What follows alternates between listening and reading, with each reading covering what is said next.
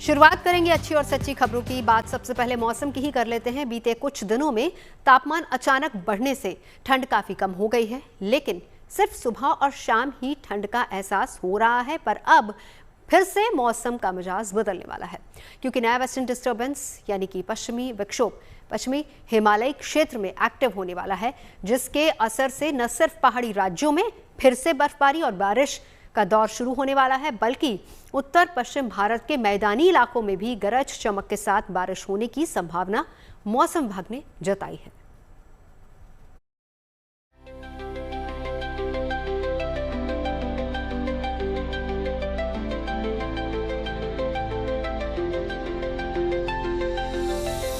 चारों तरफ बर्फ से लदे पहाड़ और पेड़ पौधे जो धूप पड़ने पर चांदी की तरह चमक रहे हैं।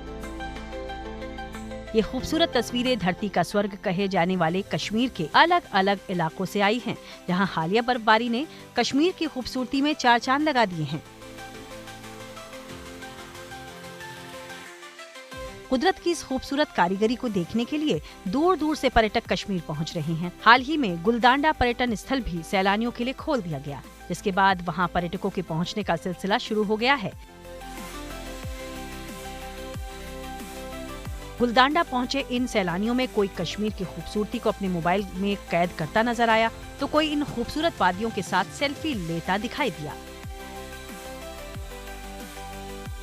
गुलडंडा जो हमारा मेन टूरिस्ट डेस्टिनेशन है, उसको एडमिनिस्ट्रेशन ने ओपन किया है from all point of view. जैसे सिक्योरिटी रीज़न के साथ हमारा जो स्नो क्लियरेंस का एस्पेक्ट था वो सब क्लियर हो चुका है, और आज जो उनकी एज़ पर SOP है वो हमारी होगी कि टूरिस्ट को सुबह 11 बजे से लेके 5 बजे तक यहाँ पे अलो किया जाएगा। और मैं टूरिस्ट से यही अपील करता हूँ कि यहाँ पे अब आ सकते हैं, वो यहाँ का नज़ारा ले सकते हैं। एडमिनिस्ट्रेशन जितनी भी यहाँ पे काम कर रही है उनका सबका मैं शुक्रगुजार हूँ, और हमारे जितने भी स्टेक होल्डर्स यहाँ पे काम कर रहे हैं, चाहे वो शॉपकीपर है, रेडी वाला, कोई भी है, वो तैयार हैं बिल्कुल यहाँ के लिए। सामान वगैरह जितना भी थे वो उन्होंने यहाँ पे लाया हुआ है और रेडी है। और टूरिस्ट के आपके माध्यम से मैं गुजारिश करूँगा टूरिस्ट को कि वो यहाँ पे आएँ। यहाँ पे कोई टेंशन नहीं है, यहाँ पे एडवेंचर सब कुछ हो रहा है, तो आप आएँ यहाँ पे एंजॉय करें। और करने वाली बात यह है कि सर्दी के सीजन में पहाड़ी राज्यों जम्मू कश्मीर, हिमाचल और उत्तराखंड में बर्फबारी की शुरुआत देर से हुई थी, जिसके चलते ज्यादातर समय पहाड़ों से बर्फ नदारद रही। लेकिन बीते 1.5 महीने में पश्चिमी हिमालय क्षेत्र में आए back to back western disturbance ने बर्फबारी की कमी को काफी हद तक पूरा कर दिया है। अब खबर है कि फरवरी के इस तीसरे हफ्ते में एक नया वेस्टर्न डिस्टर्बेंस पश्चिमी हिमालय क्षेत्र में आने वाला है, जिसके असर से 17 से 19 फरवरी के दौरान जम्मू कश्मीर, लद्दाख, हिमाचल और उत्तराखंड में कहीं कहीं बारिश और बर्फबारी की संभावना जताई जा रही है। तो इसका प्रभाव कल जहाँ पे कल और परसों मेजरली रहेगा। मीन 17 और 18 को हमारा पूरा वेस्टर्न हिमालय रीजन जो नॉर्थ वेस्ट इंडिया के लिए हमारा रेनफॉल का उम्मीद है। तो जनरली अगर आप बात करें तो जम्मू कश्मीर, हिमाचल, उत्तराखंड के लिए हमारा यही है कि 17 और 18 को लाइट रेनफॉल, स्नोफॉल रहने का अनुमान है। इस नए वेस्टर्न डिस्टर्बेंस का असर सिर्फ पहाड़ों तक ही सीमित नहीं है, बल्कि मैदानी राज्यों में भी इस वेस्टर्न डिस्टर्बेंस का असर देखने को मिल सकता है। मौसम विभाग के अनुसार 17 और 18 फरवरी को पंजाब, हरियाणा, चंडीगढ़, दिल्ली, उत्तर प्रदेश, राजस्थान में कहीं कहीं हल्की बारिश के साथ आंधी तूफान तक आ सकता है। यानी इस पश्चिमी विक्षोभ के सक्रिय होने से इन राज्यों में मौसम का मिजाज बदलने वाला है।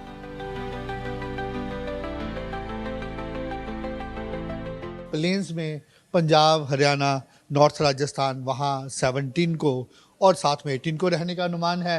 NCR दिल्ली की बात करें, या वेस्ट यूपी या नॉर्थ MP की, वहाँ 18 को रहने का अनुमान है। वो ओवरऑल जहाँ रेनफॉल हल्का फुल्का रह सकता है और थंडरस्टॉर्म एक्टिविटी रहने का अनुमान है। अभी क्या है कि जो दिन के टेम्परेचर्स हैं काफ़ी बड़े हुए हैं, 4 से 5 डिग्री अब नॉर्मल्स हैं। अब जैसे ही ये थंडरस्टॉर्म एक्टिविटी होती है या रेनफॉल होती है, जहाँ कहीं पे नहीं होती तो क्लाउडी तो रहेगा, उसके कारण जो मैक्सिमम टेम्परेचर्स है उसमें टेम्परेरी रिलीफ मिलेगा। और मिनिमम टेम्परेचर वो सामान्य के पास ही हैं, लेकिन वो 2 से 3 डिग्री तक बढ़ सकते हैं। और ऑलमोस्ट अगर आप पूरा नॉर्थ वेस्ट इंडिया की बात करें तो एक टेम्परेरी रिलीफ रहेगा 17-18 को, और अदरवाइज जो दिन के टेम्परेचर है वो सामान्य से ज़्यादा ही रहने का अनुमान है। तो ये जो पश्चिमी विक्षोभ है उसका असर सिर्फ 2 से 3 दिन तक दिखेगा पहाड़ी राज्यों में भी और प्लेन्स एरिया में। 2 दिन के लिए 17 और 18 को लिए। अगर मौसम विभाग का ये अनुमान सही साबित हुआ तो बर्फबारी के दौरान घूमने फिरने के शौकीन लोगों के लिए ये किसी खुशखबरी से कम नहीं है। लेकिन पहाड़ों पर जाने से पहले प्रशासन के निर्देशों पर अमल भी जरूरी है ताकि सफर के दौरान परेशानी न उठानी पड़े। मौसम एक बार फिर से जो है वो करवट लेने जा रहा है। पश्चिमी विक्षोभ के चलते 17 और 18 तारीख को दिल्ली एनसीआर समेत पहाड़ी राज्यों में जो है मौसम एक बार फिर से करवट लेता हुआ नजर आएगा। कैमरा पर्सन कुंज बिहारी के साथ Manisha Ladda, Delhi, good news today.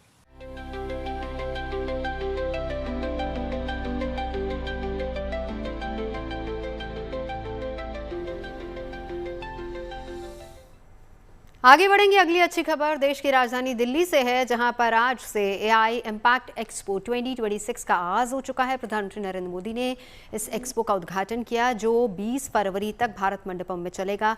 5 दिनों तक चलने वाले इस एक्सपो में कई देशों के प्रमुख और 40 से ज्यादा सीईओज हिस्सा ले रहे हैं। और इस एक्सपो में लोगों को न सिर्फ health, education, agriculture, governance, industry जैसे सेक्टर्स में एआई के लाइव डेमो देखने को मिलेंगे, बल्कि एआई की चुनौतियां, भविष्य की रणनीति और नीति निर्माण जैसे मुद्दों पर भी चर्चा होगी।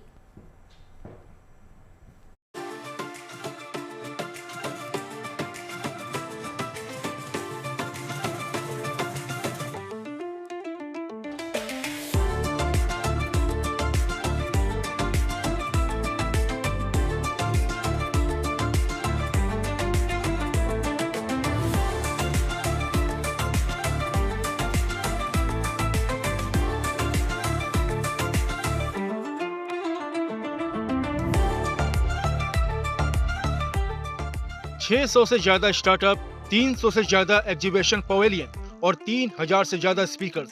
ये है देश की राजधानी दिल्ली में एक छत के नीचे शुरू हुआ एआई इम्पैक्ट एक्सपो, जिसका उद्घाटन प्रधानमंत्री नरेंद्र मोदी ने किया।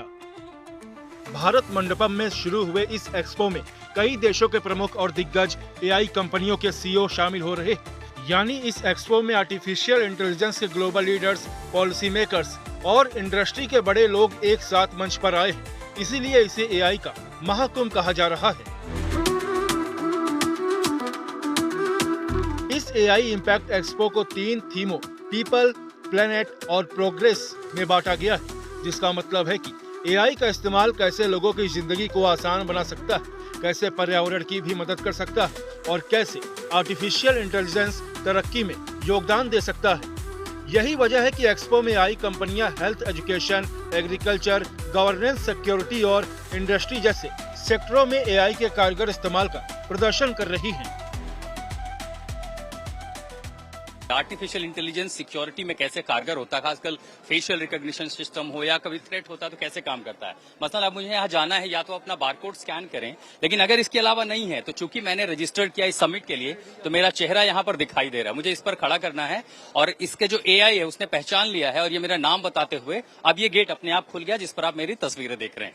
सिक्योरिटी एस्टेब्लिशमेंट में खासकर जो फेशियल रिकॉग्निशन सिस्टम है वो पूरी दुनिया में इस्तेमाल किया जाता है और जैसे जैसे एआई आगे कारगर होगा, आर्टिफिशियल इंटेलिजेंस सिस्टम कम से कम हर एक चैलेंजेस फ्रंट पर बायोमेट्रिक्स, पहचान से लेकर के ये तकनीक कितनी कारगर होती है। हैंडलूम भारत में बहुत सालों से चला आ रहा है और आमतौर पर देखते हैं कि बहुत छोटा उद्योग होता है, एमएसएमई में धीरे धीरे उसे बढ़ावा दिया जाने लगा। लेकिन मैं आपको कहूं कि हैंडलूम सेक्टर भी एआई से ऑपरेट हो सकता है। दरअसल ये जो टाटा का पवेलियन है, यहाँ हम क्या देख रहे हैं कि हैंडलूम को एआई से इस्तेमाल किया जाता है। अब हैंडलूम में क्या होता है, 3 महत्वपूर्ण काम है, डिजाइनिंग होती है, उसके बाद वीविंग का काम होता है और ऐसे में लोगों को लगता है कि अगर हैंडलूम में एआई आ गया तो क्या ये नौकरियां खा जाएगा। ऐसा नहीं है। दरअसल क्या देख रहे हैं, यहाँ पर डिजाइन जो है वो एआई कर रहा है। आर्टिफिशियल इंटेलिजेंस से आपने कपड़े की डिजाइन कर ली, उसका पैटर्न क्या होना चाहिए। फॉर एग्जाम्पल अगर इस तरह के कपड़े बनाने हों तो एआई सक्षम है इस तरह का एक पैटर्न आपको डिजाइन करके दे देगा और उस डिजाइन के बाद यानी एक तो वो कुशल कारीगरी में आ गई, उसी के साथ उसमें जो टेक्नोलॉजी का इस्तेमाल है उससे डिजाइन अच्छे हो जाएंगे, खूबसूरत है, उसकी बारीकियां आ जाएंगी। लेकिन वीविंग का काम जो लोग हैं, जो कुशल कारीगर हैं, वो करते रहेंगे। एआई के आने के बाद से दुनिया एक क्रांतिकारी बदलाव की तरफ बढ़ चुकी है। हर गुजरते दिन के साथ एआई की उपयोगिता बढ़ रही है। इसी बात को ध्यान में रखते हुए ज्यादातर कंपनियां एआई से जुड़े कामकाज को आसान बनाने में जुटी है, ताकि हर सेक्टर में एआई का इस्तेमाल और प्रभावी तरीके से किया जा सके और लोग भी इसके फायदे और चुनौतियों के बारे में जान पाएं। ये वो तकनीक है, एआई न सिर्फ सोनोग्राफी कर सकता है, अल्ट्रासाउंड कर सकता है, बल्कि छोटी मोटी सर्जरी से लेके बड़ी सर्जरी परफॉर्म कर सकता है। उदाहरण के तौर पर एक मॉड्यूल हम यहाँ पर देख रहे हैं, बगल में एक मॉनिटरिंग सिस्टम लगा है जिसमें उसके जितने वाइटल्स हैं वो सब पता चल जाएंगे। इसी के साथ जो डॉक्टर देख रहा है रिमोटली, अगर कहीं ऑपरेट कर रहा है, कहीं दूसरी जगह पर भी बैठा हुआ है, वो एआई कमांड दे करके एआई डेटा बता देगा, उसके वाइटल्स बता देगा, उसकी क्या जरूरतें, और उसी के साथ साथ अगर सर्जरी करनी है तो ये हो सकती है। कितनी संभावनाएं होती हैं कि इस तरह के मॉड्यूल को हम हर जगह मुहैया करा सके, छोटे शहरों में, बड़े शहरों में? ये डिपेंड करता है ओवरऑल सिस्टम जो डिप्लॉय करते हैं। बहुत आसानी से हमारा प्लेटफॉर्म जो बनाते हैं हम, उसके ऊपर एक्सेलरेटर रहता है, उसके थ्रू हम एप्लीकेशंस डिप्लॉय कर सकते हैं। ये कोई झूला या खिलौना नहीं है। दरअसल बड़े बड़े जो वेयर हाउसेस हैं वहां पर आपके इसेंशियल्स हैं उसकी मोबिलिटी के लिए इस तरह के प्लेटफॉर्म है। तो टीसीएस और टाटा ने इस तरह के सर्विसेज, एआई ऑपरेशंस की, कैसे वेयर हाउसेस में जो लॉजिस्टिक्स मूवमेंट है वो कितना आसान होगा। अब अगर मेरा वजन ले लिया तो मतलब थोड़ा बहुत वजन तो उठा लेगा। तो टाटा के पवेलियन में हम कई सोल्यूशंस में देख रहे हैं। इस्तेमाल इसलिए जरूरी है कि जैसे से अब हमारी क्षमता बढ़ेगी, हम डेटा सेंटर सेटअप कर रहे हैं, और दूसरा लोगों की जब डिमांड बढ़ी तो बड़े बड़े वेयर हाउस बनते जाएंगे। तो बताइए सर, यहाँ पर क्या कहते हैं, हम ये जो मशीन देख रहे हैं इसका वास्तविक इस्तेमाल क्या है? यहाँ पे जहाँ पे इंडस्ट्रीज में बहुत सारा मटेरियल मूवमेंट वगैरह होता है और बहुत लेबरिश टास्क भी होता है, तो उनको इजी करने के लिए ये डिवाइस रोबोट्स बनाया है। यहाँ से क्या होगा कि जो भी रिपीटेटिव मूवमेंट, मटेरियल जो दलान या जगह से दूसरे जगह पे भेजना है उसको ये रोबोट के ऊपर रखा जाएगा, एंड ये रोबोट इसको लेके जहाँ पे असेंबली लाइन रहेगा वहाँ पे उसको फीड करेगा। 5 दिनों के भीतर इस एक्सपो में देश और दुनिया भर के 2.5 लाख से ज्यादा लोगों के आने की उम्मीद जताई जा रही है, जिनमें 3000 से ज्यादा स्पीकर्स और एक्सपर्ट्स भी शामिल हैं, जो एआई को लेकर भविष्य की रणनीति और नीति निर्माण जैसे मुद्दों पर अपनी राय दुनिया के सामने रखने वाले हैं। खास बात यह है कि एआई इम्पैक्ट एक्सपो के जरिए देश के स्टार्टअप को अपने प्रोडक्ट और इनोवेशन दुनिया के सामने पेश करने का बड़ा मंच मिला है। क्वाड्रूपेड जो है इसका काफी मल्टीपल एक्सेस में मूव करता है, इसमें काफी फ्लेक्सिबिलिटीज है आर्म्स में।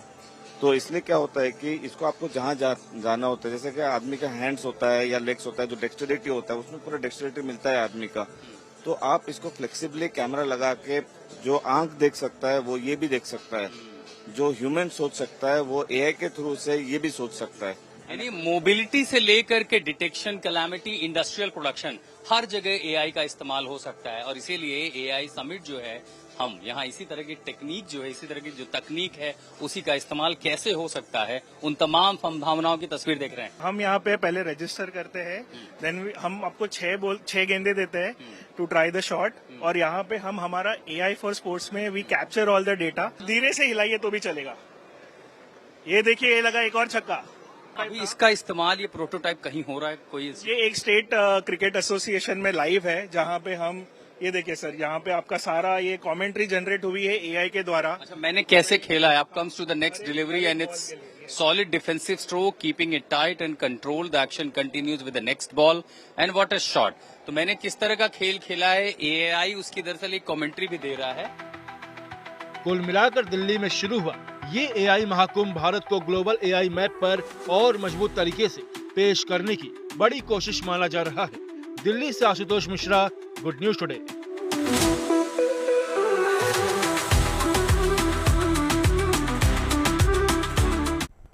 और अब बात महादेव के लाखों करोड़ों भक्तों की, जिनको महाशिवरात्रि के मौके पर नई सौगात मिली है। प्रथम ज्योतिर्लिंग सोमनाथ मंदिर आने वाले श्रद्धालुओं को अब पार्किंग से मंदिर तक पैदल लंबी दूरी तय नहीं करनी पड़ेगी।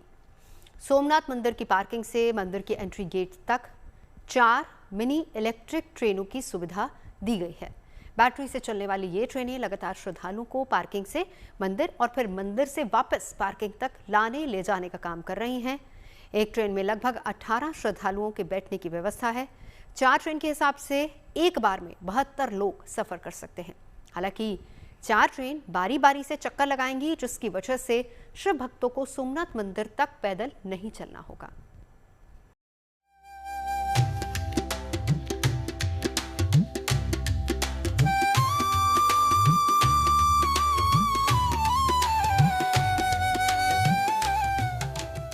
शिव का धाम जो सभी ज्योतिर्लिंगों में प्रथम है, शिव भक्तों के लिए उसका क्या महत्व है ये बताने की जरूरत नहीं। बाबा के दर्शन के लिए यहाँ तांता लगा रहता है। भक्ति का मेला सजा रहता है। देश विदेश से लाखों भक्त आते हैं, पर जो आते हैं उनको बाबा के दरबार तक पहुँचने में कोई परेशानी न हो, इसका भी ख्याल रखना जरूरी है। और ये मिनी इलेक्ट्रिक ट्रेन इसीलिए ही है। भारतीय संस्कृति, इतिहास और आध्यात्मिकता का महत्वपूर्ण स्तंभ सोमनाथ मंदिर, जहां भगवान शिव प्रकाश के एक अनंत स्तंभ के रूप में प्रकट हुए थे। चंद्रमा का एक नाम सोम भी है। ऐसी धार्मिक मान्यता है कि उन्होंने भगवान शिव को ही अपना नाथ या स्वामी मानकर यहाँ तपस्या की थी, जिसकी वजह से शिव भक्तों में इसका विशेष महत्व रहा है। यही वजह है कि यहाँ हर साल करीब 97 लाख श्रद्धालु दर्शन करने आते हैं। सामान्य दिनों में भी रोजाना हजारों की संख्या में भक्त पहुँचते हैं। महाशिवरात्रि जैसे त्योहारों पर तो ये संख्या लाखों में हो जाती है। हाँ, लेकिन सभी भक्तों को अभी तक मंदिर पार्किंग से ज्योतिर्लिंग तक आने के लिए करीब 1 किलोमीटर की दूरी तय करनी पड़ती थी। सर्दी, मानसून, यहाँ तक कि भीषण गर्मी में भी उनको चलकर सोमनाथ मंदिर तक आना पड़ता था। जाहिर है इससे मुश्किल भी होती थी, उनके लिए इतना चलना कठिन हो जाता था। अब ये परेशानी दूर होने वाली है, क्योंकि मंदिर पार्किंग से सोमनाथ मंदिर तक मिनी इलेक्ट्रिक ट्रेन दौड़ रही है। हम अभी सोमनाथ के पार्किंग में है। सोमनाथ का पार्किंग है और यहाँ पर जो भी प्राइवेट कारें आती है या तो गुजरात सरकार की बसें आ रही है, वो जो टूरिस्ट आ रहे हैं वो यहाँ पर उतरते हैं और यहाँ से आने के बाद सोमनाथ महादेव मंदिर है, करीब 1-8 किलोमीटर की दूरी है। तो यहाँ से पहले तय करने के लिए काफी धूप का सामना करना पड़ता था। कई ऐसे बुजुर्ग हैं जो पहुँच नहीं पा रहे थे, लेकिन अब सरकार ने ये ट्रेन है इलेक्ट्रिक मिनी ट्रेन वो शुरू की है। सोमनाथ ट्रस्ट और गुजरात गवर्नमेंट की ओर से ट्रेन शुरू की गई है। 9 फरवरी से 4 मिनी इलेक्ट्रिक ट्रेन पार्किंग से लेकर सोमनाथ मंदिर के बीच चल रही हैं। सोमनाथ मंदिर भक्तों के लिए प्रतिदिन सुबह 6 बजे से रात 10 बजे तक खुला रहता है। सोमनाथ मंदिर के कपाट खुलने से बंद होने तक ये मिनी इलेक्ट्रिक ट्रेन लगातार दौड़ेगी। 9 तारीख से शुरू की है। अभी फिलहाल 4 ट्रेन रखी है। गुजरात टूरिज्म ने ये ट्रेन रखी है। हम सोमनाथ ट्रस्ट के संकलन में साथ में रह के चलाएंगे और एक ट्रेन में हमारे 18 यात्री आते हैं सवारी, और सबको बिना टिकट फ्री निःशुल्क चला रहे हैं। फिलहाल तो 4 मिनी इलेक्ट्रिक ट्रेन से शुरू हुई ये सेवा से 4 और ट्रेन जुड़ेंगी, जिसमें व्हील चेयर और सीसीटीवी कैमरे की सुविधा होगी, ताकि यात्रियों को सुविधा के साथ साथ सुरक्षा भी मिले। आगे जो ट्रेन आ रही है उसमें वो व्हील चेयर वाले का वो सब सुविधा, सीसीटीवी और वो सब सुविधा रहेगी। व्हील चेयर वालों को जो ज्यादा सीनियर सिटीजन हैं उनके लिए भी ज्यादा सुविधा रहेगी। कितने समय तक सर ये चलती है पूरे दिन? तो सुबह में 6 बजे शुरू होता है और रात को 10 बजे तक रहेगा, मंदिर खुलने से मंदिर बंद होने तक।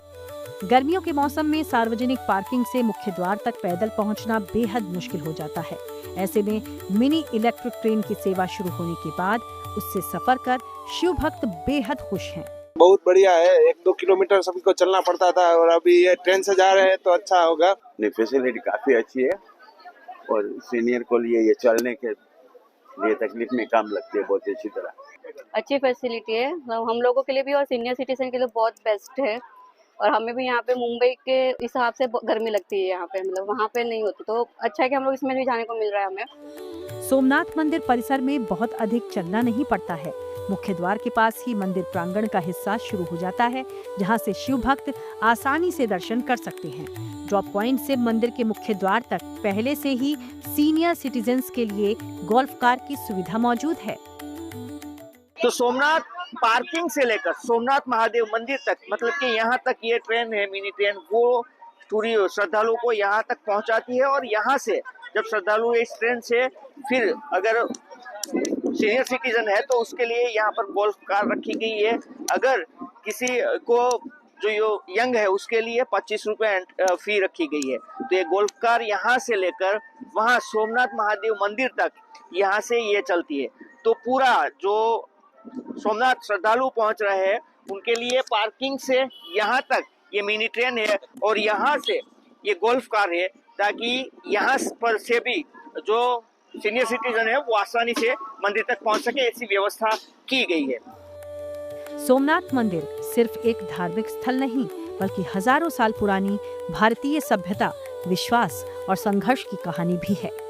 सोमनाथ ज्योतिर्लिंग के दर्शन मात्र से भक्तों को जन्म जन्मांतर के सभी पापों से मुक्ति मिल जाती है और वो भगवान शिव और माता पार्वती की अक्षय कृपा का पात्र बन जाते हैं। सोमनाथ से दिलीप मोरी के साथ bureau report, good news today. खबरें सच्ची होनी चाहिए, अच्छी खुद ब खुद लगती हैं। Navjot Randhawa signing off. आप सुनते रहिए गुड न्यूज, देखते रहिए गुड न्यूज टुडे।